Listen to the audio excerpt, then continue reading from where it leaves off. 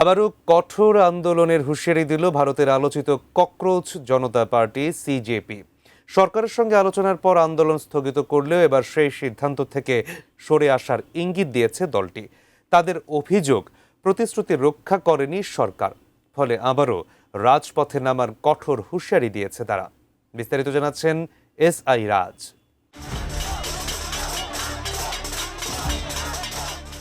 ভারতের আলোচিত ককরোচ জনতা পার্টি আবারও কঠোর আন্দোলনের হুঁশিয়ারি দিয়েছে। দলটির অভিযোগ, টানা কয়েক সপ্তাহের আন্দোলনের পর সরকারের সঙ্গে হওয়া সমঝোতা অনুযায়ী আটক আন্দোলনকারীদের বিরুদ্ধে কোনো আইনি ব্যবস্থা না নেওয়ার কথা থাকলেও বাস্তবে সেই প্রতিশ্রুতি ভঙ্গ করেছে মোদী সরকার। সিজেপি বলছে, প্রতিশ্রুতি অনুযায়ী শিক্ষার্থী ও আন্দোলনকারীদের মুক্তি না দেওয়া হলে মঙ্গলবার থেকেই তারা আবারও নতুন করে কঠোর আন্দোলনে নামবে। সোমবার ভারতের সংবাদ মাধ্যম NDTVর এক প্রতিবেদনে বলা হয়, আন্দোলনের অন্যতম প্রধান দাবি পূরণ হওয়ায়, অর্থাৎ শিক্ষামন্ত্রী ধর্মেন্দ্র প্রধানের পদত্যাগের পর অভিজিৎ দীপকের নেতৃত্বাধীন আন্দোলনকারীরা দিল্লির যন্তর মন্তরে টানা ৩৭ দিনের অবস্থান কর্মসূচি সম্মানের খাতিরে প্রত্যাহার করেছিলেন। তবে সেই সমঝোতার পরও আন্দোলনকারীদের বিরুদ্ধে পুলিশি পদক্ষেপ অব্যাহত রয়েছে বলে অভিযোগ করেছে সিজেপি। কোয়ালিটি সম্পন্ন আন্তর্জাতিক মানের still bar CSRM, committed for better still. সামাজিক যোগাযোগ মাধ্যম এক্সে দেওয়া এক পোস্টে সিজেপির মুখপাত্র আশুতোষ রাঙ্কা কেন্দ্রীয় মন্ত্রী JP নাড্ডা ও জ্যোতেন্দ্র সিংকে উদ্দেশ্য করে বলেন, আন্দোলনকারীদের বিরুদ্ধে পুলিশি ব্যবস্থা না নেওয়ার যে চুক্তি হয়েছিল তা সম্পূর্ণরূপে লঙ্ঘন করা হয়েছে। তার দাবি, বিহার ও পশ্চিমবঙ্গ থেকে শত শত শিক্ষার্থীকে গ্রেপ্তার করা হয়েছে।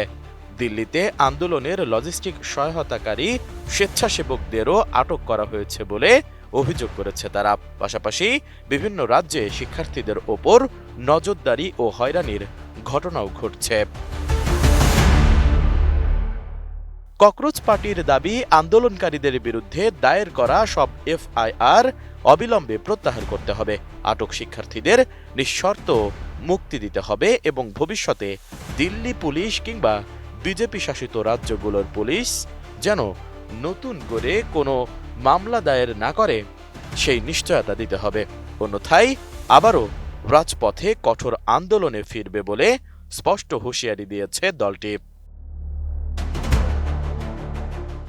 একই সঙ্গে আলোচনায় হওয়া সমঝোতা অনুযায়ী মামলা প্রত্যাহারের লিখিত চুক্তিপত্র মঙ্গলবারের মধ্যেই তাদের হাতে তুলে দেওয়ার দাবিও জানিয়েছে ককরোচ জনতা পার্টি। এর আগে কনস্টিটিউশন ক্লাবে কেন্দ্রীয় মন্ত্রীদের সঙ্গে তৃতীয় দফার বৈঠকের পর সিজেপি জানিয়েছিল, মেডিকেল ভর্তি নিট পরীক্ষার জালিয়াতির ঘটনায় আত্মহত্যাকারী শিক্ষার্থীদের পরিবারকে ক্ষতিপূরণ এবং আন্দোলনকারীদের বিরুদ্ধে দায়ের হওয়া সব FIR প্রত্যাহারে সরকার নীতিগতভাবে সম্মত হয়েছে। এছাড়া সরকারের কাছে ৫ দফা দাবি তুলে সংগঠনটি জানায়, ৪ সপ্তাহ পর পরবর্তী দফার বৈঠক অনুষ্ঠিত হবে। গত ২০ জুলাইয়ের চলো সংসদ কর্মসূচির পর দেশজুড়ে আন্দোলনকারীদের বিরুদ্ধে একাধিক মামলা দায়ের করা হয়। শুরু থেকেই এসব মামলা প্রত্যাহার এবং ভবিষ্যতে কোনো আইনি হয়রানি না করার নিশ্চয়তাকে আন্দোলন স্থগিতের অন্যতম শর্ত হিসেবে তুলে ধরেছিল সিজেপি। এখন দেখার বিষয়, প্রতিশ্রুতি বাস্তবায়ন হবে নাকি আবারও উত্তাল হবে ভারতের রাজপথ। SI রাজ, ATN নিউজ।